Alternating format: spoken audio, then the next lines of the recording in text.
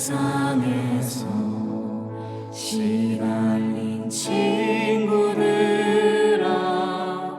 위로의 주님 바라보아라.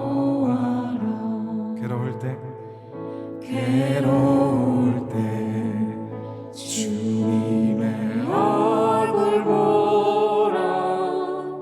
평화의 주님 바라보아라. 세상에서 시달린 친구들아 위로의 주님 바라보아라. 아멘. 눈을 들어 주를 보라. 내 모든 염려 주께 맡겨라. 슬플 때에 주님의 얼굴 보라. 사랑의 주님 안식 주리라. 아멘. 힘이 없고 힘이 없고 내 몸 연약할 때 주님만 우리 능력이 되십니다. 주님 바라보아라. 주의 이름 부르는 모든 자는 힘주시고 늘 지켜주시니 믿으십니까? 힘이 없고 내 마음 연약할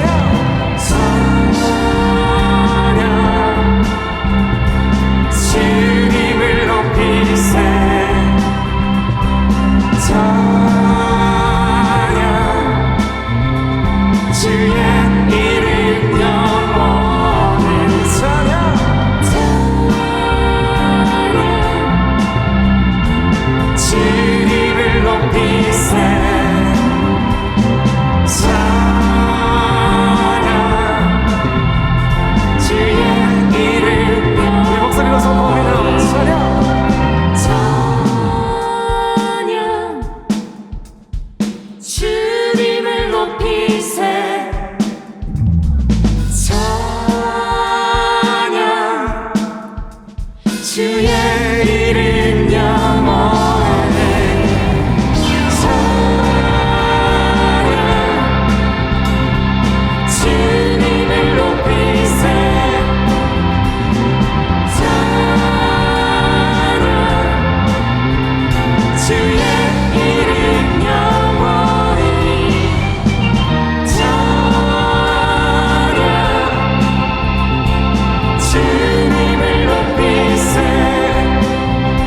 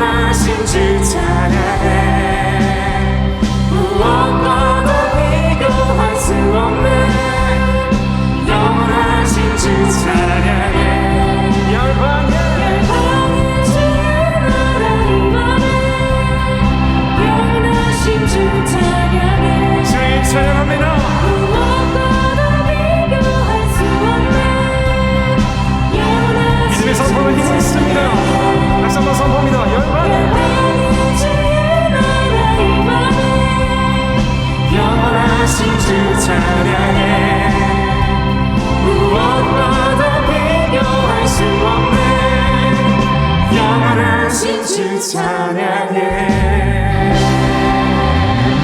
아멘. 주님 찬양합니다.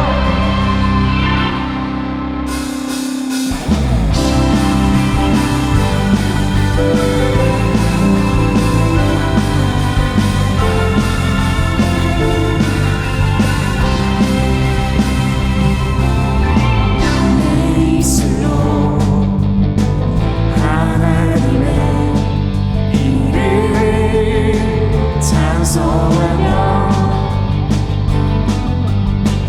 내 마음으로 하나님을 즐겁게 찬양하네.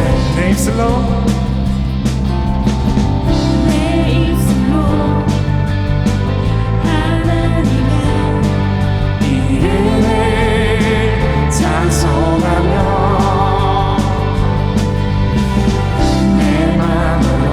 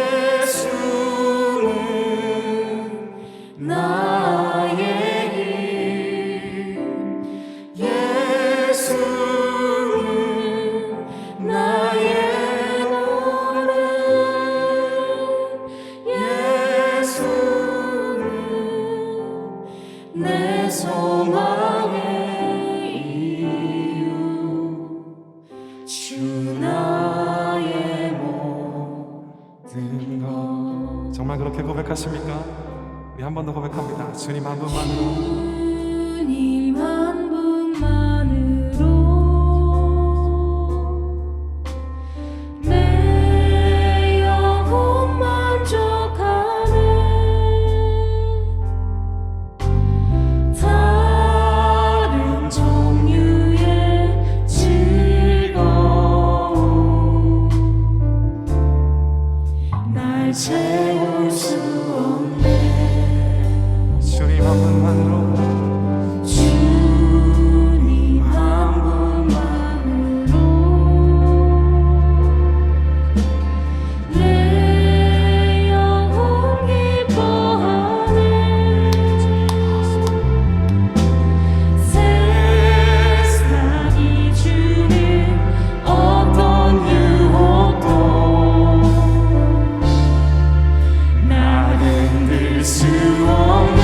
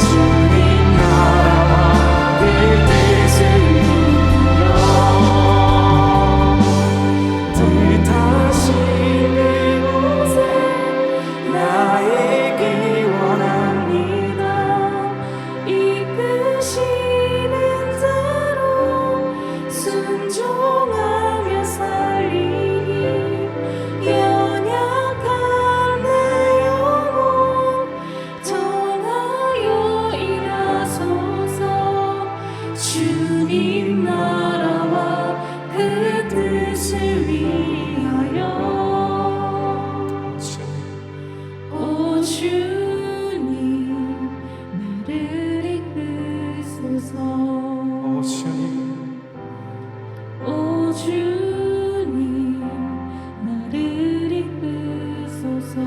오 주님, 오 주님 나를 이끄소서. 오 주님, 오 주님 나를 이끄소서.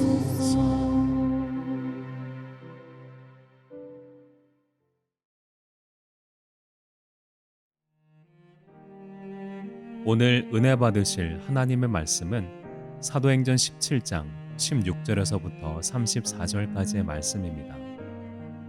바울이 아덴에서 그들을 기다리다가 그 성에 우상이 가득한 것을 보고 마음에 격분하여 회당에서는 유대인과 경건한 사람들과 또 장터에서는 날마다 만나는 사람들과 변론하니 어떤 에피크로스와 스토아 철학자들도 바울과 쟁론할세 어떤 사람은 이르되 이 말쟁이가 무슨 말을 하고자 하느냐 하고 어떤 사람은 이르되 이방신들을 전하는 사람인가 보다 하니 이는 바울이 예수와 부활을 전하기 때문이러라.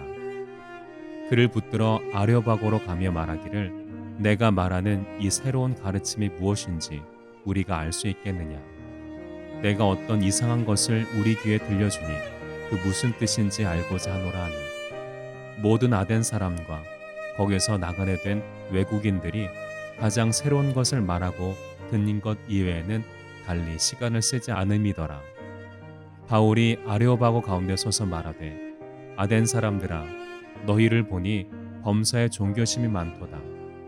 내가 두루다니며 너희가 위하는 것들을 보다가 알지 못하는 신에게라고 새긴 단도 보았으니 그런즉 너희가 알지 못하고 위하는 그것을 내가 너희에게 알게 하리라. 우주와 그 가운데 있는 만물을 지으신 하나님께서는 천지의 주제시니 손으로 지은 전에 계시지 아니하시고 또 무엇이 부족한 것처럼 사람의 손으로 섬김을 받으시는 것이 아니니 이는 만민에게 생명과 호흡과 만물을 친히 주시는 이심이라. 인류의 모든 족속을 한 혈통으로 만드사 온 땅에 살게 하시고 그들의 연대를 정하시며 거주의 경계를 한정하셨으니 이는 사람으로 꼭 하나님을 더듬어 찾아 발견하게 하려 하심이로되 그는 우리 각 사람에게서 멀리 계시지 아니하도다. 우리가 그를 힘입어 살며 기동하며 존재하느니라. 너희 시인 중 어떤 사람들의 말과 같이 우리가 그의 소생이라 하니 이와 같이 하나님의 소생이 되었은즉 하나님을 금이나 은이나 돌에다 사람의 기술과 고안으로 새긴 것들과 같이 여길 것이 아니니라. 알지 못하던 시대에는 하나님이 간과하셨거니와 이제는 어디든지 사람에게 다 명하사 회개하라 하셨으니 이는 정하신 사람으로 하여금 천하를 공의로 심판할 날을 작정하시고 이에 그를 죽은 자 가운데서 다시 살리신 것으로 모든 사람에게 믿을 만한 증거를 주셨음이니라 하니라.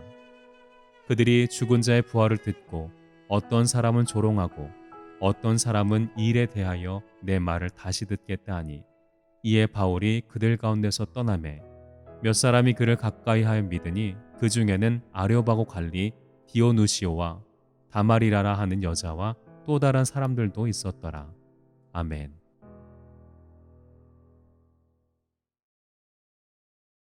할렐루야, 주의 사랑으로 사랑합니다. 여기 모인 성도님들에게 주님의 은혜가 가득하기를 기도합니다. 우리는 종종 유명한 산에 가면 경치 좋은 곳에는 늘 절이나 신당이 있는 것을 발견합니다. 이는 비단 우리나라뿐만 아니라 전 세계 어느 나라에도 마찬가지입니다. 이곳에는 다양한 형태의 신들을 만들고 모시고 있습니다. 그 앞에 제사를 드리고 먹을 것도 드리고 돈도 드립니다. 그리고 간절히 빌면서 무사태평하기를 기도합니다. 그리고 나라마다 재미있는 신화들이 있습니다. 우리가 잘 알고 있는 대표적인 신화는 그리스 신화인데 이 신화에 나오는 신들의 이야기는 재미있기도 하고 한편으로는 교훈도 줍니다. 신들끼리 서로 질투하고 싸우고 사랑하고 심지어 아이까지 낳기도 합니다. 이런 신들의 이야기지만 인간성도 강하게 느껴지기 때문에 들을 때마다 재미있다는 생각이 들기도 합니다. 제가 캄보디아에 있는 앙코르와트에 갔을 때 들었던 신화도 이와 비슷해서 재미있게 들었던 기억이 있습니다. 본문은 사도 바울이 제2차 전도 여행 때 당시 헬라 문화의 중심주 중 하나였던 아덴에서 복음을 증거할 때였습니다. 이곳은 페리클레스에 의해 전성기를 맞아 파르테논 신전을 비롯한 수많은 사원과 건축물들이 세워졌던 곳입니다. 문화, 철학, 과학, 수사학 등이 꽃을 피웠고 민주주의의 기초가 내려지기도 했습니다. 펠로폰네소스 전쟁으로 인해서 아덴은 빛을 잃었지만 문화적, 역사적 명성은 그대로 남아 수세기 동안 지속되었습니다. 바울이 이 도시를 방문했을 때는 찬란했던 옛 영광이 사그라든 뒤였습니다. 그러나 화려한 명성만은 지속하고 있었고 시민들의 자부심 또한 대단했습니다. 그들은 여전히 학문과 예술에 대한 뜨거운 열정이 있었고 그들이 규정한 신들도 많아서 이에 따른 우상들도 너무나 많은 곳이었습니다. 이렇게 아덴은 당시 최고의 지성이 모이고 학문이 크게 번영하였던 곳이었지만 이와 함께 우상 숭배가 많았다는 것 또한 주목할 만합니다. 바울은 이런 도시를 둘러보면서 매우 격분합니다.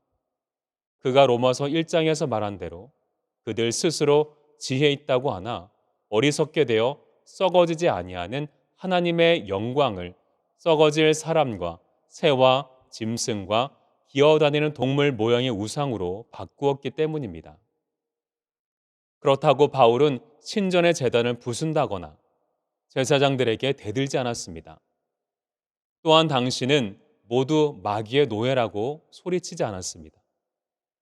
예절을 지켰고 적절한 선에서 머물러 사람들이 모인 광장에서 부활하신 예수님을 전하기 시작합니다. 그러다가 당시 철학의 주류를 이뤘던 에피크로스 학파와 스토아 학파 철학자들과 쟁론이 벌어집니다. 당시 에피크로스 철학자들이 생각한 하나님은 자기들과 같이 게으르고 한가한 존재이며 아무런 생각도 하지 않고 선과 악의 차이를 두지 않는 존재라고 정의했습니다. 스토아 철학자들은 자신들이 하나님과 똑같이 선하다고 생각했습니다. 그래서 자기들 중에 덕행이 있는 자는 하나님 자신에 비해서 조금도 열등하지 않고 심지어 더 우월하다고까지 주장하기도 했습니다. 복음이 없는 이상 하나님에 대한 정의를 인본주의적 관점으로만 정의할 수밖에 없었던 것입니다. 이런 사람들에게 예수 그리스도의 부활의 복음을 전하자 당연히 이상하게 생각했고 그래서 이들은 바울을 아레오바고에 데려가서 재판을 받도록 했습니다. 아레오바고는 그 도시의 청사였습니다. 이곳에서 행정관들이 공문을 보았고 재판도 열렸습니다. 이 재판에서 신을 규정하기도 했습니다. 그래서 이 지역에는 공인된 신들이 참 많았습니다. 따라서 공인된 신을 부정하는 것은 아레오바고를 부정하는 것이었기 때문에 벌도 받았습니다. 이곳에서 바울이 전한 신에 관한 재판을 받았고 이 재판 중에 하나님에 대해서 전하며 다음과 같이 설교하기 시작했습니다. 먼저 바울은 이들에게 올바른 신관을 정립해 주었습니다. 본문 22절과 26절의 말씀입니다. 바울이 아레오바고 가운데 서서 말하되 아덴 사람들아 너희를 보니 범사에 종교심이 많도다. 내가 두루 다니며 너희가 위하는 것들을 보다가 알지 못하는 신에게라고 새긴 단도 보았으니 그런즉 너희가 알지 못하고 위하는 그것을 내가 너희에게 알게 하리라. 우주와 그 가운데 있는 만물을 지으신 하나님께서는 천지의 주제시니 손으로 지은 전에 계시지 아니하시고 또 무엇이 부족한 것처럼 사람의 손으로 섬김을 받으시는 것이 아니니 이는 만민에게 생명과 호흡과 만물을 친히 주시는 이심이라. 당시 아덴 사람들은 자신들이 신성하게 여기는 지역의 흙에서 생겨났다고 여겼고 이 사실을 그들의 특권인 양 자랑했었다고 합니다. 그리고 당시 철학자들에 의하면 세상 만물은 영원 전부터 존재해왔던 원자들의 우연한 집합에 의해서 생겨났다고 보았습니다. 이런 자들에게 바울은 하나님을 세상 만물의 창조주요, 보존자로서 선포함과 동시에 모든 인류를 한 아버지의 한 혈통이라고 말해준 것입니다. 하나님은 온 인류의 창조자이십니다. 인류의 모든 족속을 한 혈통으로 만드시고 온 땅에 살게 하셨습니다. 하나님은 만민에게 생명과 호흡을 주셨습니다. 우리가 그의 공기를 호흡할 때뿐만 아니라 우리의 호흡이 그의 손 안에 있습니다. 또한 하나님은 연대를 정하시며 거주의 경계를 한정하십니다. 그리고 세상의 모든 시간도 하나님이 정하십니다. 둘째로 바울은 하나님과 인간과의 관계를 밝혔습니다. 본문 27절에서 28절까지의 말씀입니다. 이는 사람으로 혹 하나님을 더듬어 찾아 발견하게 하려 하심이로되 그는 우리 각 사람에게서 멀리 계시지 아니하도다. 우리가 그를 힘입어 살며 기동하며 존재하느니라. 너희 시인 중 어떤 사람들의 말과 같이 우리가 그의 소생이라 하니 원래 하나님이 만물과 인간을 지으실 때 저마다의 위치와 존재의 의미를 부여해 주셨습니다. 특히 인간은 생명을 받은 존재로서 하나님과 신령한 교제를 나누며 하나님을 섬기는 특권을 부여받았습니다. 바울은 비록 인간이 타락으로 인해 하나님과 멀어진 상태에 놓여 있지만 그런데도 하나님은 자연 계시를 통해 당신의 존재와 위엄을 선포하고 계시다는 사실을 밝힌 것입니다. 이렇게 하나님은 어디에나 계신 분이십니다. 그의 눈은 항상 우리를 향하시며 우리 자신보다도 우리를 더 잘 아십니다. 하나님은 영이심으로 우리에게 멀리 계시지 않으십니다. 하나님은 모든 사람의 주가 되사 그를 부르는 모든 사람에게 부여하시며 우리가 그에게 기도할 때마다 가까이 하시는 분이십니다. 셋째로 사도 바울은 돌이켜 회개할 것을 명령하였습니다. 본문 29절에서부터 31절까지의 말씀입니다. 이와 같이 하나님의 소생이 되었은즉 하나님을 금이나 은이나 돌에다 사람의 기술과 고안으로 새긴 것들과 같이 여길 것이 아니니라. 알지 못하는 시대에는 하나님이 간과하셨거니와 이제는 어디든지 사람에게 다 명하사 회개하라 하셨으니 이는 정하신 사람으로 하여금 천하를 공의로 심판한 날을 작정하시고 이에 그를 죽은 자 가운데서 다시 살리신 것으로 모든 사람에게 믿을 만한 증거를 주셨음이니라 하니라. 바울은 자신의 어리석음을 부끄럽게 여기고 지혜롭게 행하며 우상 숭배를 끊고 참되신 하나님을 힘써 경배하라고 당당히 외쳤습니다. 그것은 모든 죄로부터 돌아서라는 것이고 기쁨과 결단으로 하나님께서 주시는 모든 의무를 감당하라는 것입니다. 이 명령을 시행해야 할 이유는 다가올 심판이 있기 때문입니다. 존재와 재능을 주신 하나님께서 이를 우리가 어떻게 사용했는지 해명을 요구하시고 이에 주신 것을 가지고 우리가 하나님을 섬겼는지 아니면 정욕의 도구로 사용했는지도 물어보실 것입니다. 고린도후서 5장 10절에서 바울은 이는 우리가 다 반드시 그리스도의 심판대 앞에 나타나게 되어 각각 선악간에 그 몸으로 행한 것을 따라 받으려 함이라라고 말했습니다. 하나님의 심판은 반드시 임하기 때문에 바울은 이들이 회개하고 하나님께 돌아올 것을 촉구한 것입니다. 이렇게 바울이 힘써 복음을 전했지만 그 결과는 매우 미미했습니다. 대다수가 바울의 말을 비웃었기 때문입니다. 나중에 바울의 말을 다시 듣겠다고 청한 자들도 있었지만 나중에 바울을 찾았을 리는 없었을 것입니다.